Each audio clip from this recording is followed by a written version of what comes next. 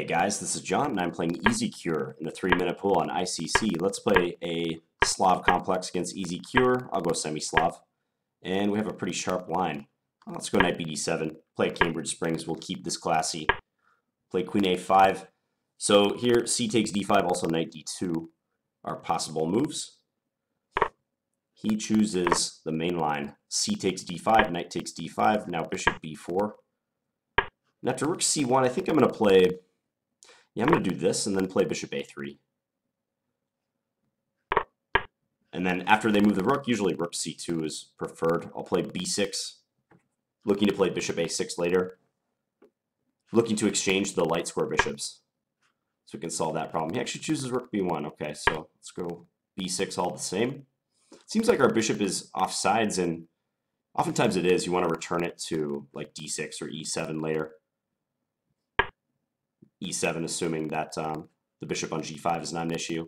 Okay, so they're offering an early queen trade, which probably we have to take. I'm going to do that and then bring this bishop back, and I'm okay with the trade because then I can keep my king in the center, and I feel comfortable with that position as long as I can solve the issue about my bishop.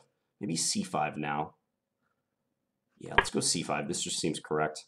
This is a 3-minute game, so quicker decisions than usual are preferred. a4. I can play bishop b7 and gain a tempo on the g2 pawn. Although maybe they can sack that pawn in hopes of going rook takes g7 thereafter. I can put the bishop on a6 too. I can also take on d4 if I want. So bishop here. Let's do this. I'm just curious how they're going to respond. I don't think a5 is that big of a deal. Maybe just bishop here now. Can take first on d4 as well.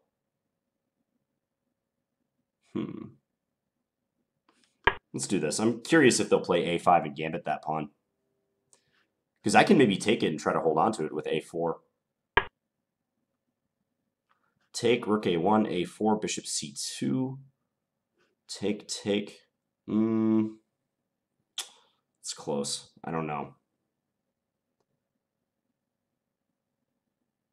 Okay, let's take. Maybe I can use this time to invade with my rook, too. Actually, let's play a4 first. If bishop c2, maybe knight b6. Bishop e4. Okay, wasn't really expecting that. Okay,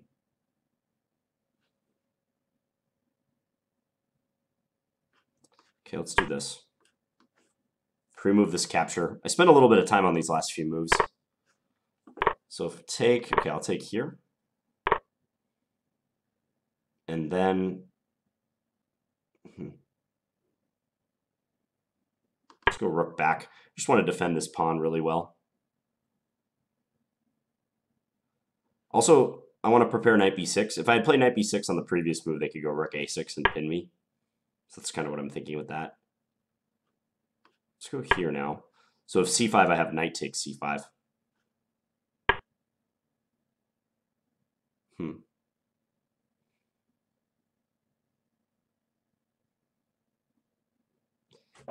Tricky though.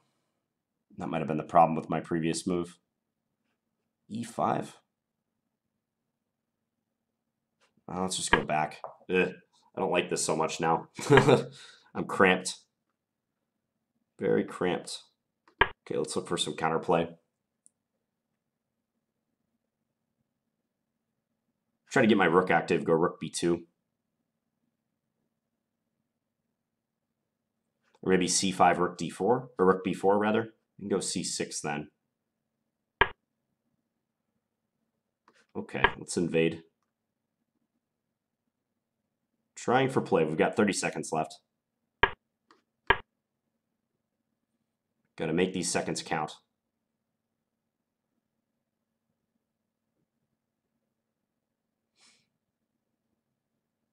For k4, I'll probably swap. Maybe knight b6 thereafter. Maybe just a5.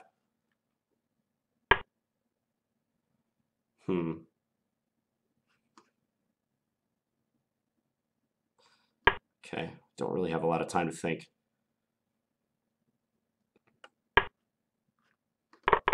Time warp. Okay, let's try to break up these pawns. They can actually take here and then go knight c8. Huh. Still, I'm just trying to break up that structure. Let's go g6.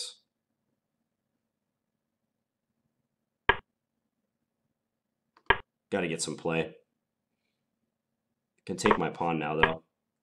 But I have rook d2 check as an option.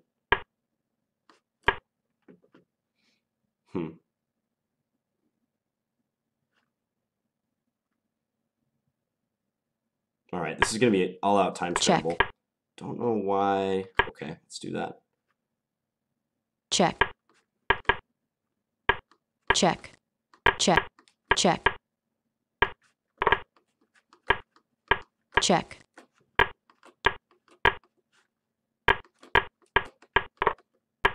Ah, boy. Check. Ooh, I flagged him at the end. I got him right at the end. That was ugly chess, guys. Don't repeat that. Like rook takes e3 and such.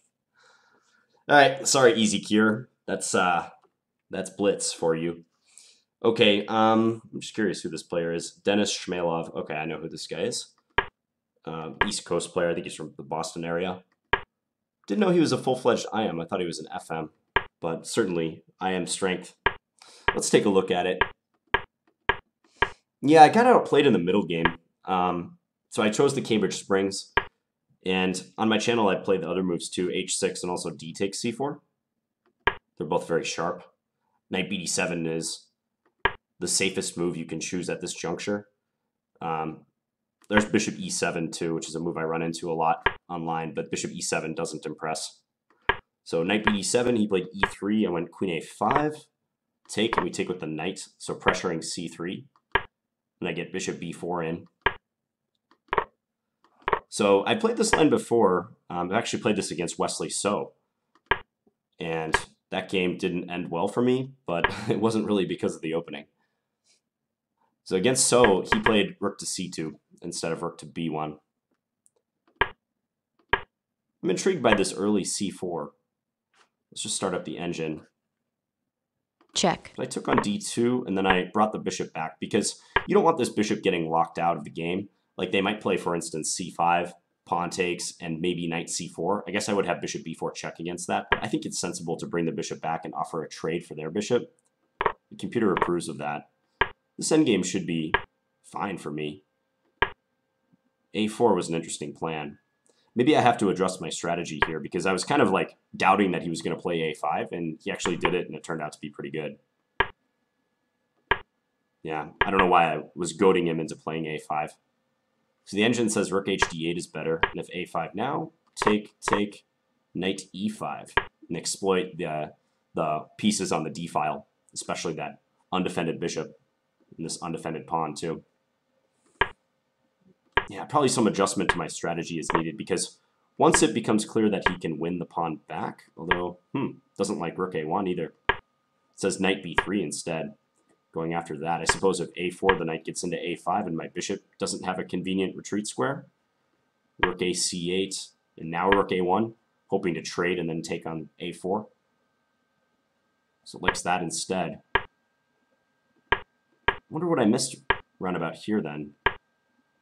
Bishop takes, knight takes, rook hb8 is better.